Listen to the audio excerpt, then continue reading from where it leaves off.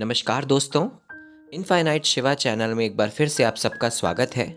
आज मैं आपके लिए महाकाली की साधना से जुड़ी एक महत्वपूर्ण जानकारी लेकर आया हूँ। तो कृपया आप वीडियो को पूरा देखिएगा ताकि आपको सही जानकारी प्राप्त हो सके। तो अगर मैं माँ काली की बात करूँ तो ऐसे बहुत सारे साधक हैं जो माँ काली को सिद्ध करने में घबराते हैं या माँ काली की साधना करने में डरते हैं, क्योंकि उनके हिसाब से माँ काली बहुत ही उग्र देवी है, बहुत ही ज़्यादा रौद्र स्वरूप की देवी है। तो मैं आपको एक बात बताना चाहूँगा कि जितने भी देवी देवता हैं उनमें से सबसे ज़्यादा यदि कोई सौम्य रूप या सौम्य भाव प्रदान करने वाली देवी है तो वो माँ काली ही है। भले ही इनका स्वरूप बहुत ज़्यादा उग्र होता है, बहुत ही ज़्यादा भयानक मालूम होता है, परंतु अंदर से ये अपने भक्तों के लिए और अपने से प्रेम करने वाले लोगों के लिए बहुत ही ज़्यादा सौम्य और बहुत ही ज़्यादा शांत स्वभाव की देवी होती है। क्योंकि ये देवी का जो स्वरूप है, माँ काली का जो स्वरूप है, ये जितना आपको प्रेम दे सकता है, आपको स्नेह दे सकता है, इससे ज़्यादा स्नेह और प्रेम आपको भगवान का कोई भी स्वरूप नहीं दे सकता। तो यदि आप ये सोचते हैं कि माँ काली उग्र देवी है और उनकी साधना करने से आप डरते हैं, तो इस बात को आप अपने दिमाग से बिल्कुल निकाल दीजिए।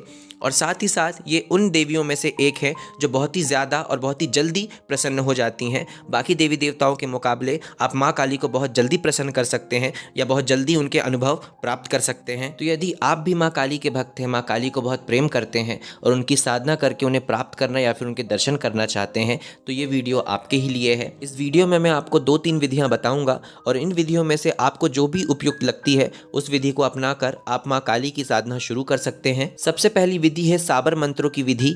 जी हाँ, साबर मंत्र बहुत ही ज़्यादा पावरफुल मंत्र माने जाते हैं और इन मंत्रों को जप कर एक उपयुक्त विधि के द्वारा आप माँ काली के दर्शन और माँ काली की साधना को सिद्ध कर सकते हैं। तो अभी आपके स्क्रीन पर जो साबर मंत्र आ रहे हैं, इनमें से कोई भी एक मंत्र आपको चुन लेना है। ये मंत्र कुछ इस प्रकार है। पहला मंत्र है क्रीम हुम हुम ह्रीम हुम हुम क्रीम स्वाहा। दूसरा क्रीम क्रीम क्रीम हुम हुम ह्रीम ह्रीम स्वाहा। तीसरा मंत्र है नमः आयम क्रीम क्रीम कालिकाय स्वाहा। चौथा मंत्र है नमः आम आम क्रौम क्रौम फट स्वाहा कालिका हुम।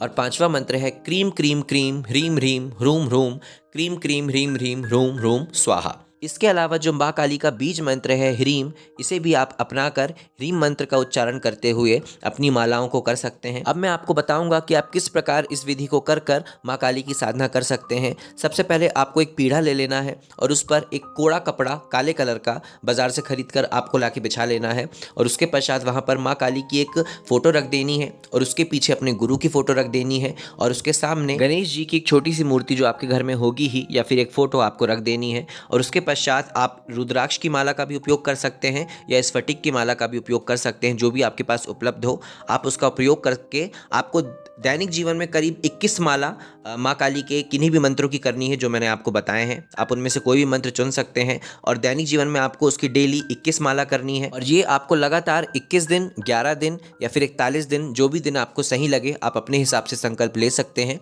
तो अपने हिसाब से संकल्प लेकर आप 21 दिन, 11 दिन या 41 दिन, कितने भी दिन तक इस साधना को लगातार कर सकते हैं। और एक सबसे महत्वपूर्ण बात यह है कि इस साधना को करने के लिए याद रखिएगा आपके पास एक बहुत ही सिद्ध पुरुष होना चाहिए या सिद्ध गुरु होना चाहिए। सिद्ध गुरु के सानिध्य में ही आप इन साधनाओं को कीजिएगा। ऐसा नहीं है कि बिना गुरु के करेंगे तो आपको किसी प्रकार की कोई प्रॉब्लम आएगी, आपके साथ कुछ बुरा हो जाएगा।